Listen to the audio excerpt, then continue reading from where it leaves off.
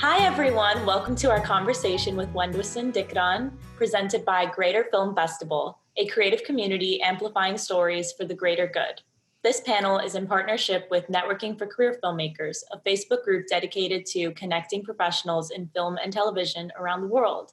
I'm Jessica Matat. I'm a producer over at the Enclave Entertainment Group and also the admin for Networking for Career FIlmmakers. We are so excited to have our guest, Wendu, over here. So I need to get you all in line with what he's been involved with. So here is Wendu's bio. Wondwossen Dikran is a VP of Development and Production at Falkon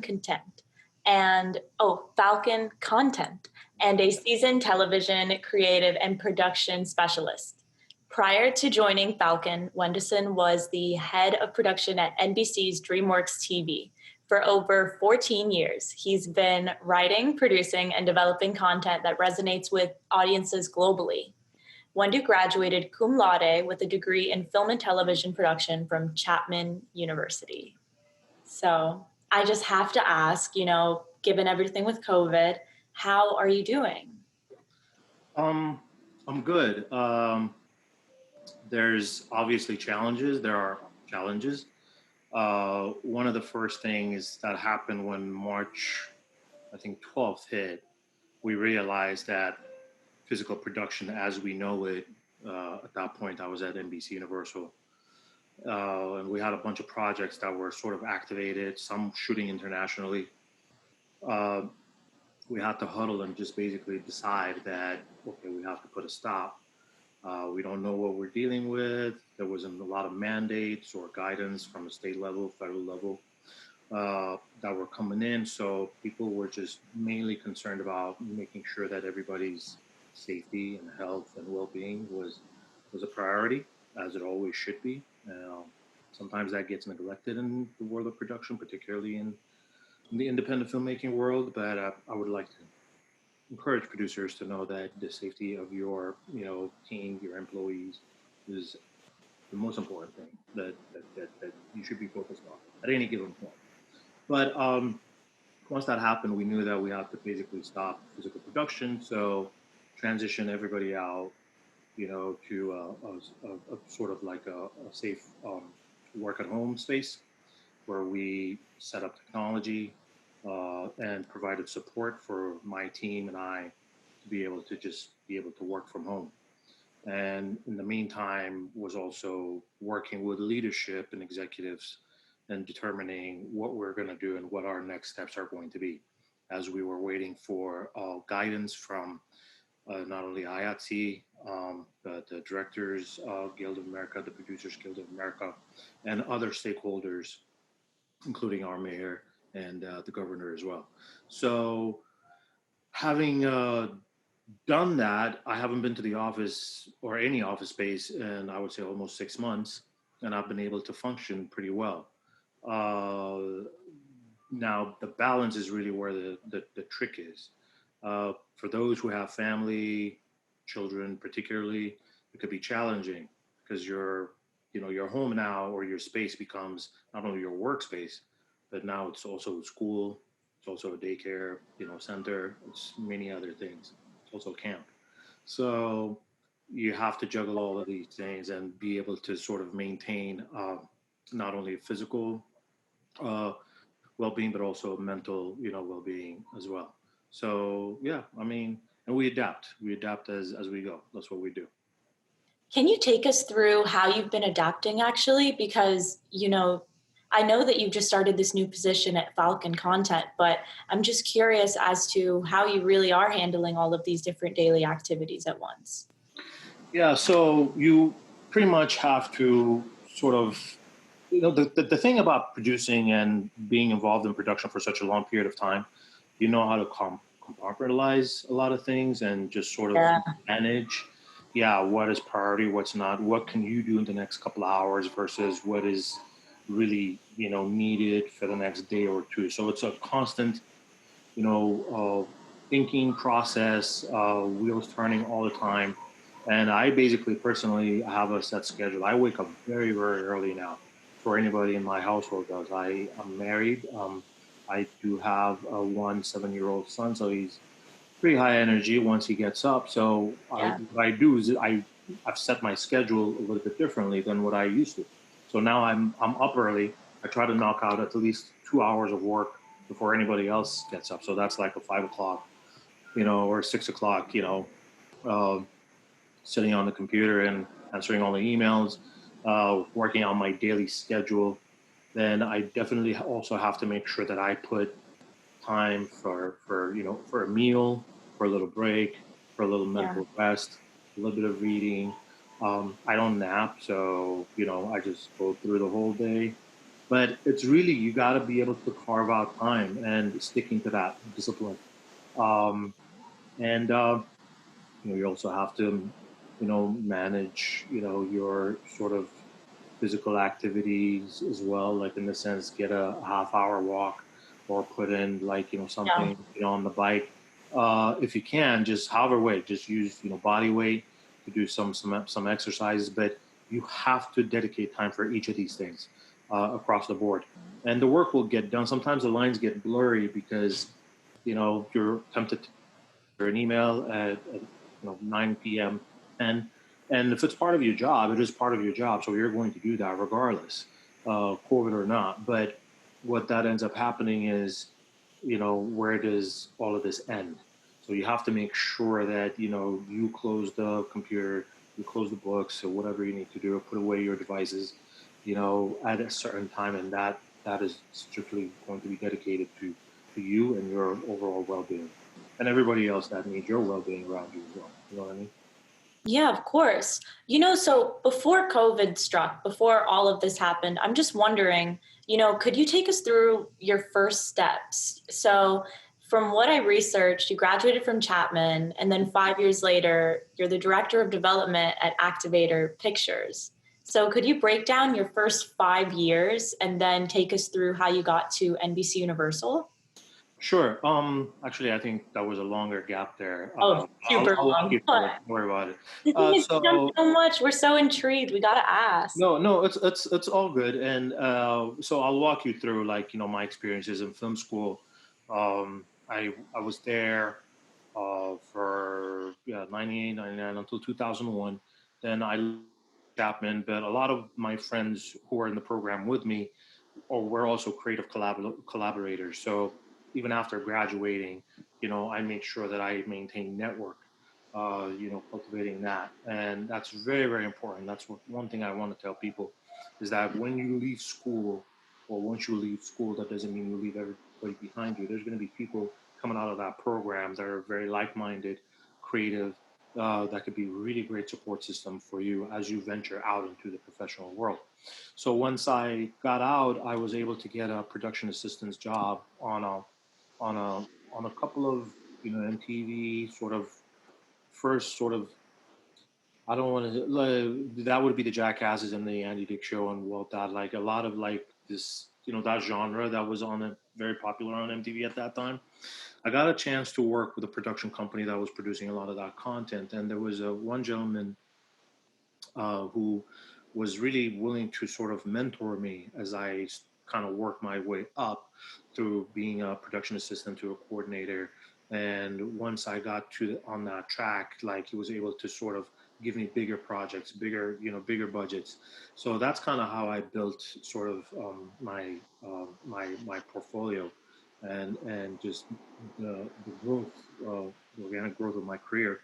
So this takes us, I would say, late 2000s, where I joined a producing team, with National Entertainment. At that time, the writer's strike basically put almost the entire business on hold. And this was the birth of unscripted, programming, meaning like a lot of the networks decided that, well, actually, I don't think they had much choice. They Yeah. really had to think about, oh, so if the strike is on, the writers are not working, which means now we can't film anything. What can we put on air? This is when the time when a lot of the reality programming, and competition type of stuff started popping up, all over the place. And it was my sort of first venture into producing unscripted programming. So I was with that company for I would say 3-4 years, and I learned a lot about how to produce true crime sort of stories, work on action sports type of stories, because I think they had 4 or 5 shows simultaneously happening with different networks. So there was always an opportunity to work on different things. So they'd be like, oh, Wondwossen will be great for this. So let's put them on this show, and whatnot. So I think it's really showing people your capabilities. It's always constantly letting folks around you know that you're willing to learn, you're willing to work, and you're willing to put in the hours, and that also goes with having the right sort of attitude and the ability and the humility to sort of accept as well, and not necessarily walk around like you know everything, even though you might think you know that. There's always higher ups, supervising producers, consulting producers, EPs that are always going to be able to show you what the next sort of steps are. So I did that for a while. Then I was able to join the producing team at Ridiculousness with MTV. Oh my gosh, that's so exciting though. Yeah. So now I took all of my sort of user generated content experience to that show, but now we had like a very sort of super fun environment with a great host and a producer and Rob Dyrdek and a team of writers who were really awesome, had a lot of stand-up comedy background who were writing for him. So our job was actually a lot of fun. We were just scouring the internet trying to find like really cool YouTube clips that we can sort of outdo each other on. I was like, who's got the most outrageous thing that is going to be like the clip of the week, at the end of each episode. So that stint went on for quite a while. I was on that show for about 8 seasons. Um, Fantastic experience. Again, bigger team, bigger canvas. Your basics don't change. That is, you come in with the experience. You come in with the attitude of again wanting to know more, wanting to learn more, and you're gonna grow, and you're gonna grow. So after my experiences over there with Ridiculousness, and once I left, I kind of wanted to sort of go out on my own and do some things like produce a couple of features, and this is when my interest in developing sort of started. Basically, just developing projects, half hour, scripted, unscripted, and being able to sort of use the relationships that I built in the industry across the board, and showing folks, hey, not only do I know how to produce now, but I am also developing content and finding the right talent to attach materials to, and sort of present myself as a creative as well.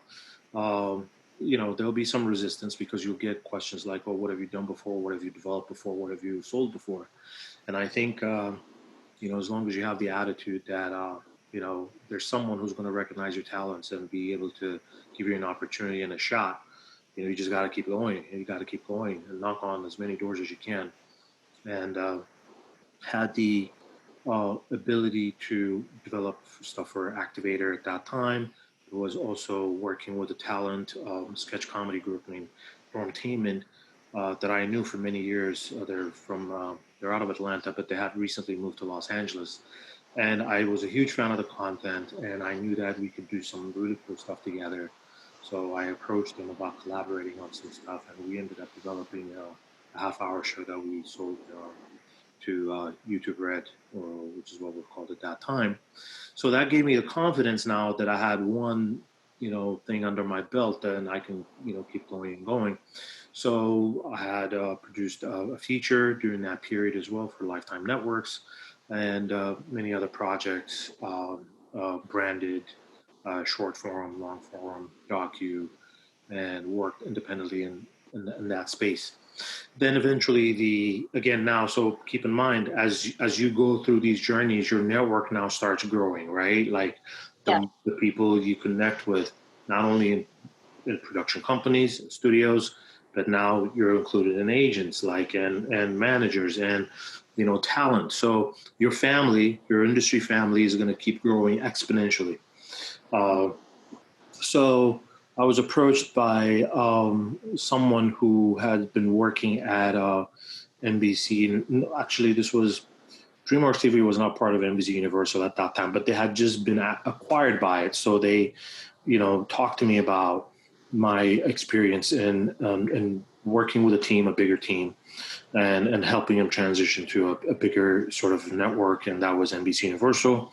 So I joined that organization for about 2 years and was managing the production pipeline of a lot of the short form and long form projects we were doing for all of the brands. That includes the Jurassic World franchise, the Illumination Studios, DreamWorks Animation, and a bunch of other stakeholders that would come to us, ask us to develop projects, and we would turn those in along with the budget. So once we accumulate, then we move on to the next thing, the next thing.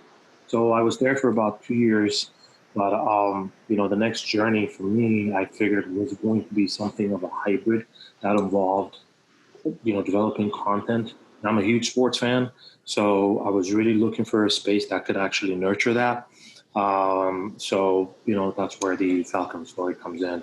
I've only just really started that position very early, just recently, so I can't really speak much about it, but I'll tell you more as we go forward, maybe do a follow-up at some point. But what I'm trying to tell you is that once you've sort of mastered one thing, the natural inclination will be to see, what is it that I can do next? How is it that I can grow next? So you got to be able to take on these challenges that are going to be bigger and bigger and bigger responsibilities. And most of them are going to be, leadership roles. So how do you pivot, from like a creative to that?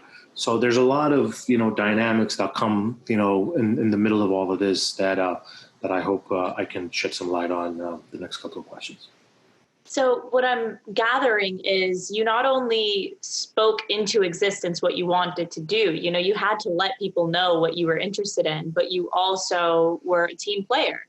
But in the best of ways, you kind of just got involved with as much as you could while maintaining your networking connection from Chapman. And so I'm wondering, in terms of like nitty gritty, what you got done as well. I know that everybody's so interested to hear about the stuff that you've been doing, with NBC Universal and also Falkon. So would you mind elaborating, your daily activities and how you went about juggling all of these different things at once? Yeah, I'll speak about my experiences pre-Falkon. Like I said, I've just recently started Falkon, so there's a lot that I have to do that I can't really speak on real. Yeah. But I can talk to you about the other stuff. So the daily, so as a production specialist, what you have to do is you work with a team of 2 or 3 pods, and these pods are going to be, you have a creative team in an organization, you have a finance team, that in an organization, and you have a legal team in an organization, right? Like in a traditional production sort of environment. So as a head of production, your responsibility is working with all of these stakeholders and making sure that when projects come in, they originate from the creative side. So creative will come to you and they'll be like, listen, we have a 12 episode show that we're going to make and we're going to try to sell to a network. Or sometimes it comes to you after it's sold. And they will ask you, so based on your experience, let's talk about A, what those will cost, B, what sort of schedule we should be sort of, putting together. And, as we go talk to our clients, what does this all mean? So my job is to manage a team of line producers and basically build a budget and a schedule that will reflect the scope of work and its sort of authentic and truest form as much as possible. Obviously, you will have margins of error as you're building a budget, and I'll talk a little bit about that shortly. But so this is your first building block, right? You have to have the team together who's going to be able to sort of map out what the road would look like for you. So once you've done that, now you have to work with business affairs and legal and finance. So once we get this budget built, like finance, get this approved for us. So that means that Does the company have the ability to pay for it, or are you debt financing it, or have we pre-sold this? Meaning, are we, receiving X amount of dollars before we actually go make the content? So there's a lot of conversations that go with finance and making sure that this project is tracking. And legal, the same thing. You're overseeing contracts. How we, what do we negotiate with the talent? What do we negotiate for insurance? What do we negotiate for crew? So there's all kinds of other questions that pop up, on that end as well. So my job on the day to day is really overseeing the entire team that, that does all of this work and make sure that it tracks. Two big things for people that are trying to get into producing roles and line producing roles. It's very basic. Understanding the scope of work, of what is being asked of you, as you plan, budget, and schedule. Second, obviously, is making sure that whatever solutions you come up with, you're sticking to that. So production always has to come under budget, preferably under budget, but at least on budget, at the very least. So it's managing all of that as well. So there's a lot of things that go on a day to day. But so besides the work, now I'm also managing, a group of people, individuals with different personalities, different working habits. So I got to be able to identify the strengths in each person and really nurture that so that we can get the best work, out of everyone, out of the team. If I don't, then it's basically like losing one wheel on a car. Like you're not going to be able to get, anywhere with three. You understand what I'm saying? So it becomes like a people's, management and a leadership sort of role as well. So you're juggling multiple things as you just sort of want to go on a day-to-day basis. And so I'm wondering, because you gave tips for producers, would you say those same tips align for anyone who wants to be a future executive as well? Yeah, I think by the time you get to an executive level, you pretty much have gone through like at some sort of, director level, experience, and then, VP level experience. What is going to be interesting is for people that are on the development track, it's really good to know how production works, because you want to be able to speak on that. You understand what I'm saying? Like, and for producers, it's also very important to understand what the development team's vision, creative sort of sensibilities, expectations are, because if you don't know that, then you don't know how to execute it, right? So I think understanding the overall nuances of how everything works, how each piece of the machinery functions, is going to be very, very important. So I normally like telling people when they say, "Oh, I want to be in development and I want to sit down and write and stuff," I'll be like, "That's all good. That's what you have to do. As a writer, you constantly have to write. As a content developer, you always have to, sit down and think about format and think about how do I do something that hasn't been sort of done before, or how do I give it a fresh spin." You have to go out and spend a couple of days, if not a couple of weeks, on a set just to understand how I think things work. Just understand how a process of as an ideation, to delivery. You have your ideation process, you have your activation process, you have your production and post-production process, then you have your delivery process. So it's an entire pipeline. So I think the folks that are probably going to be succeeding in those executive roles are the ones who are going to understand how the entire machine is built and how it functions. I don't think you should master it. I think you should master your lane, that's for sure. And also the benefit of being a multi-hyphenate. So folks who develop and produce, or folks who produce and direct, or folks who write and produce. So that gives you another advantage, right? I recently met someone who was trying to pitch something to a network, and they came to me for some advice, and I was looking at it, and the first thing he said to me was, "Oh, I've been trying to make this project for a while, and I shopped it around, and I was getting a lot of like half yeses and, well, maybe we'll think about it. And he was like, this is going to take me like a months and months and months of, process just to get through these meetings. And he was like, why don't I just like figure out actually how to raise money and make this myself? And I was like, there you go. That, now what happens? Now you put on your business person hat, right? Like now you become an entrepreneur. Now you have to be a salesperson. You put that sort of creative thing on the side. You have to talk about it, but in order to raise money, now there's a certain set of skills that you're going to need to have on display as you go out and raise before, switching the other hat. And now, exactly. So, I have to admit, this was the perfect note to end our session on. So I just want to recap what you said. That was incredible. So, take advantage of every opportunity. Hustle, hustle, hustle. Make sure you know various stages of production very well, especially if you want to be an executive. And the same goes with producers as well. But what I love is that your advice is something that as a writer, I would just love, as a producer, I would love, so thank you so much for sharing all of this incredible advice with us. Do you want to say any last words before we cut off?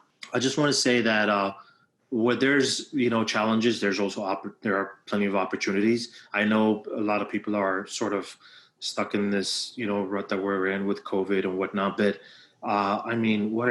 if you're a creative, it's an amazing time to really put down, pen on paper and just write your, the script that you've always wanted to write. Map out the project you've been wanting to do. Like, come out of this with something that you're really passionate about that you can take out to the marketplace, because people are going to be looking for more and more content. As you see, we've become consumers on our habits have changed completely. Our the way we consume content and whatnot. So there'll be opportunities for you more than ever. Platforms, popping up every day. So please take advantage of the situation we're in right now and use it, for positive. Yes, that is the most excellent note. Thank you so much again. Let's say bye to our viewers, and thank you. Thank you. Bye, everyone. Bye.